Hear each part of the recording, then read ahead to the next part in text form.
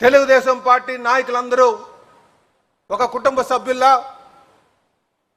ఒక వేదికగా దగ్గర చేరుకొని ఒక కుటుంబ పండుగగా మహానాడు చేసుకునేవాళ్ళం. కానీ మరి ఈరోజు ఉన్నటువంటి నేపథ్యం అక్కడందరూ కూడా చేరుకొని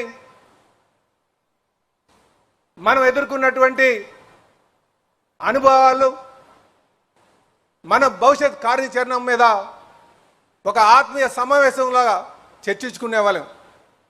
ఈరోజు కొంత బాధ ఉంది, ఆ ఫిజికల్ వేదిక లేదు, ఈ డిజిటల్ వేదికలో మనం చేసుకుంటున్నామనే ఒక బాధ కొంత కార్యకర్తలకు ఉన్నప్పటికీ కూడా మరి ఈరోజు ఉన్నటువంటి నేపథ్యంలో కాలానికి అనుగుణంగా మనం ఈ కార్యక్రమం నడిపించుకోవాల్సిన అవసరం ఉంది.